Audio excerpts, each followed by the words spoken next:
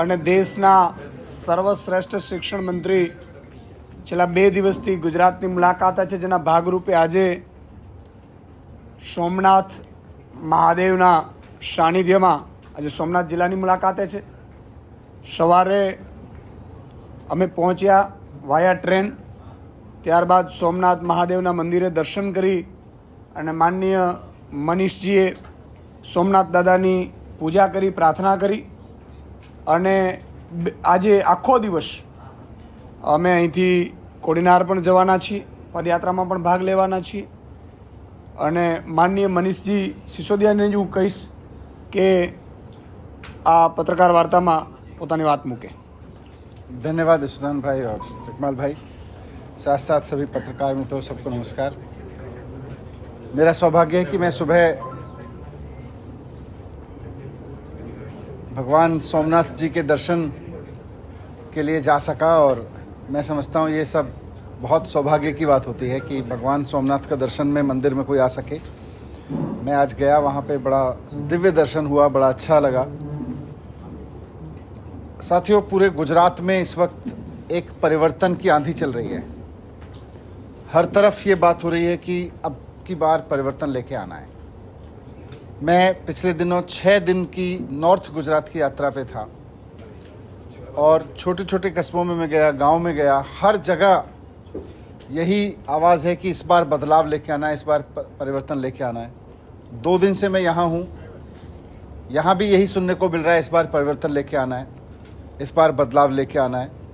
यही माहौल मुझको पंजाब में दिखाई देता था, यही माहौल दिल्ली में भी दिखाई देता था कभी, कि लोगों को परिवर्तन लाना है.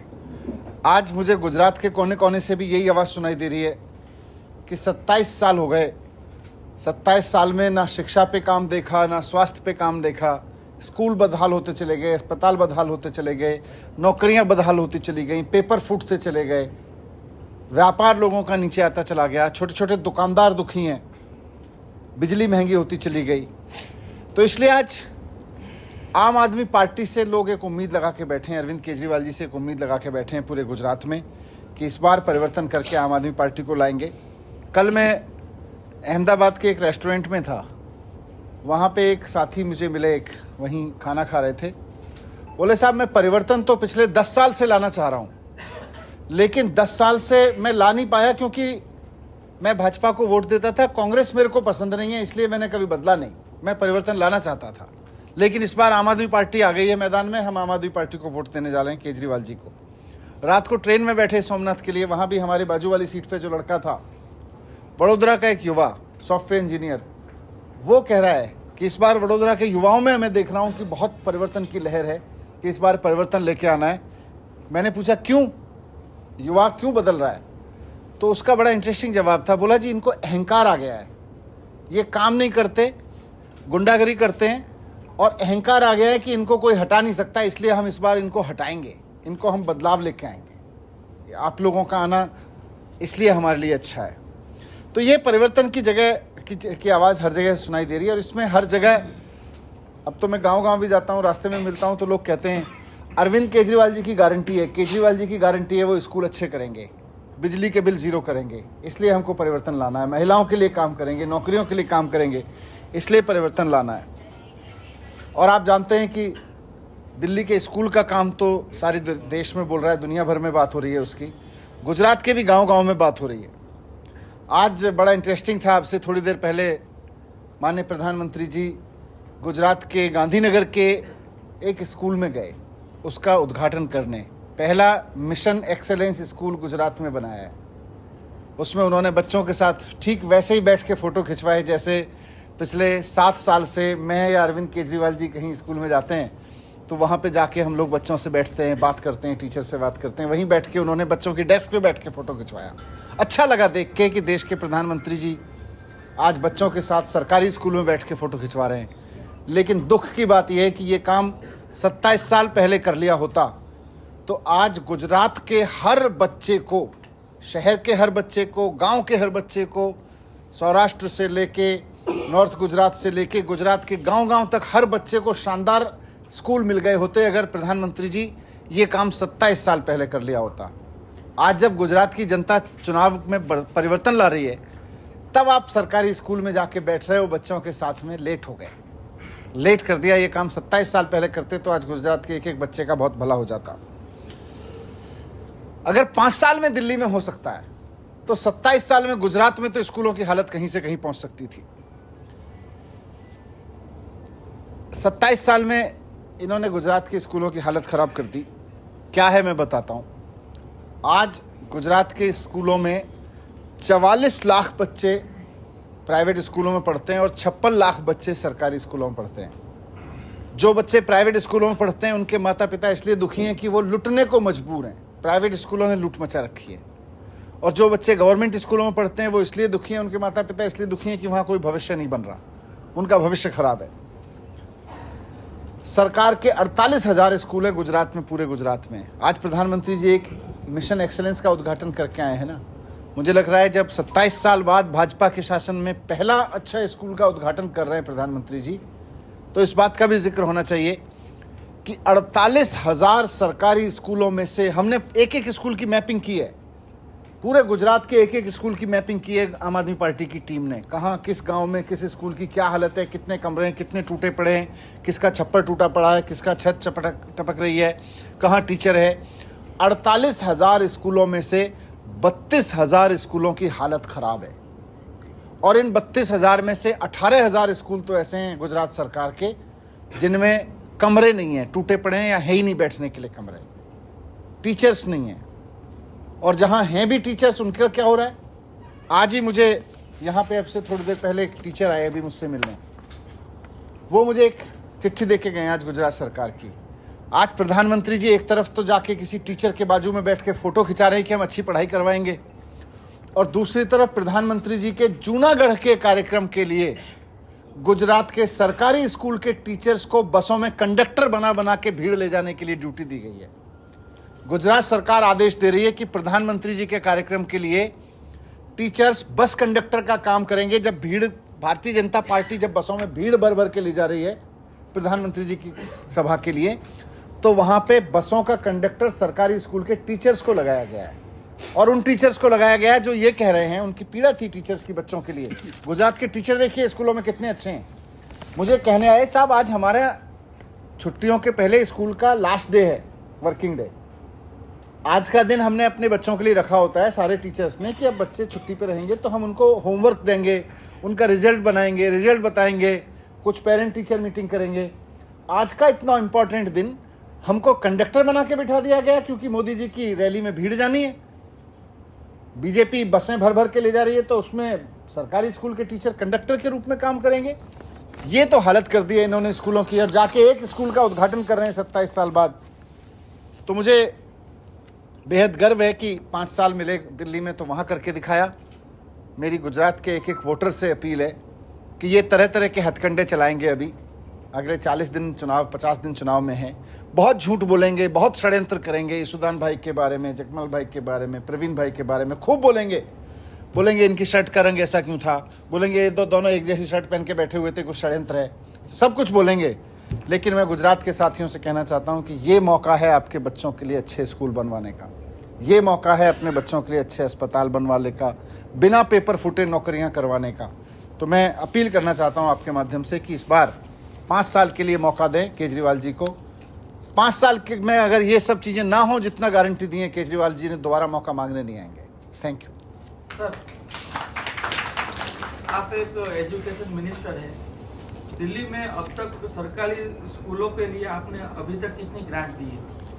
हमारे सरकारी स्कूलों में इतिहास है कि देश के इतिहास में केवल दिल्ली सरकार ऐसी सरकार है जो अपने बजट का 25% स्कूलों पे खर्च करती है टोटल का।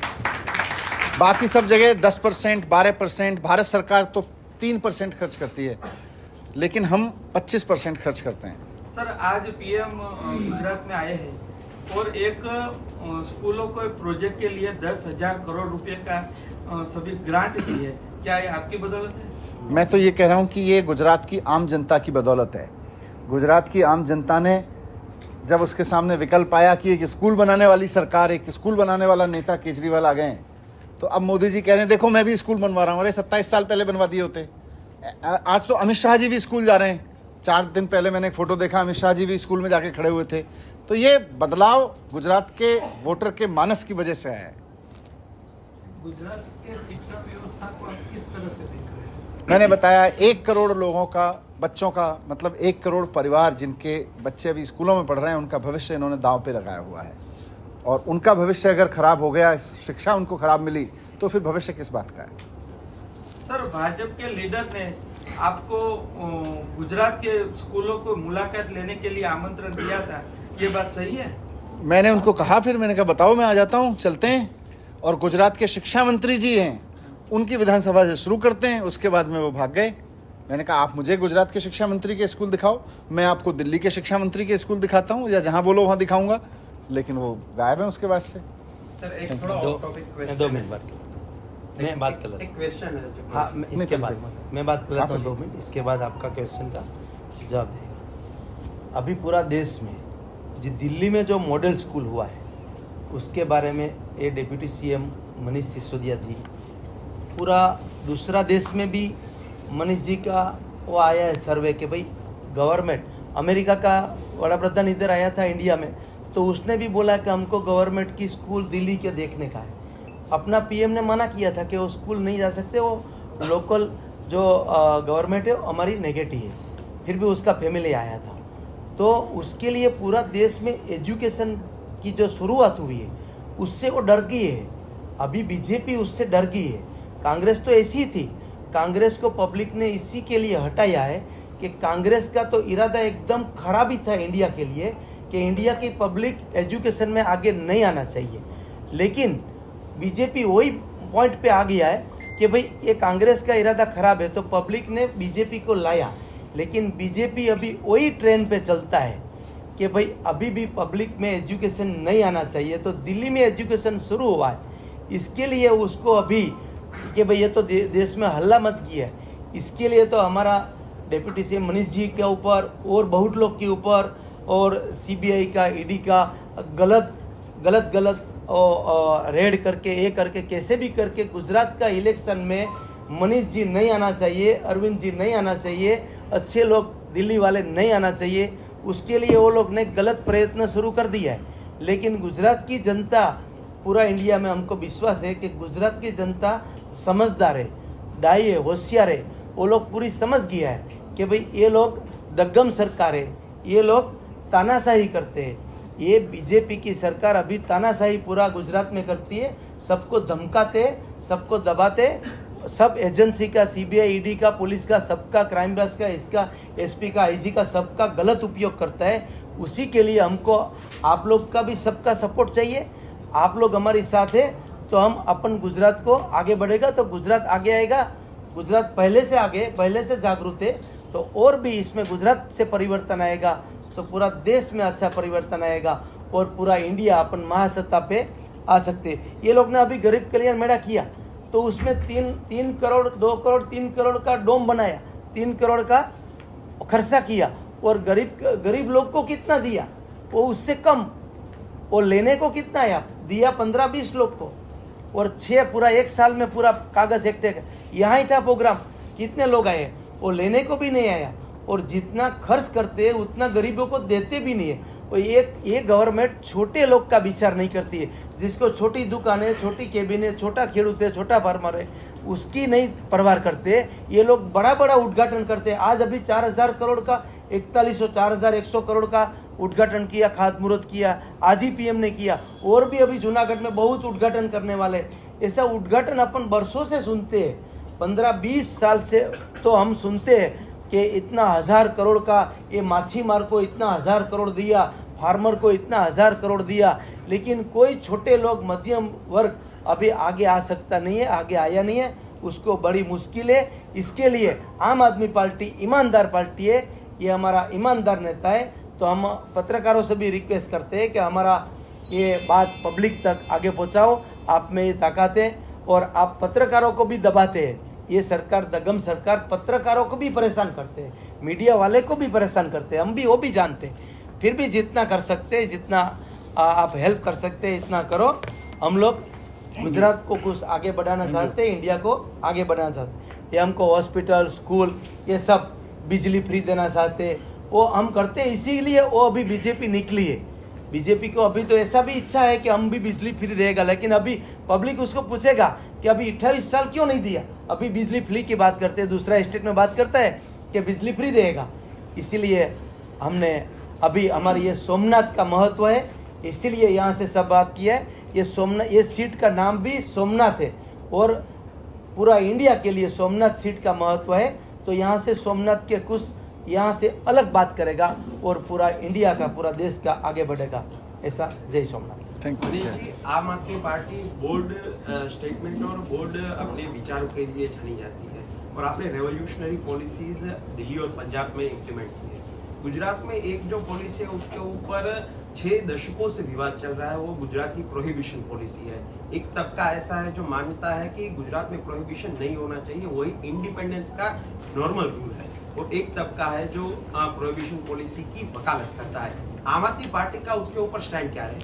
आम आदमी पार्टी का स्टैंड इस पे हमारे दिल्ली के मुख्यमंत्री और पार्टी के शीर्ष नेता और बाकी पार्टी के गुजरात के भी शीर्ष नेता बहुत स्पष्ट रख चुके हैं कि गुजरात में प्रोहिबिशन का जो प्रयोग है वो एक अच्छा प्रयोग है, और आम आदमी पार्टी की सरकार बनेगी तो उसके बाद भी प्रोहिबिशन ना सिर्फ जारी रहेगा, बल्कि जो ये इन्हीं के अभी सत्ता में बैठे हुए लोगों के ही धंधेबाज लोग नकली दारू बेच रहे हैं और जिसकी वजह से गुजरात के कितने लोगों को जान गंवानी पड़ी है, इनकी कीमत पे बेच रहे हैं, उनके धंधे को भी पूरी तरह से बंद कराया जाएगा।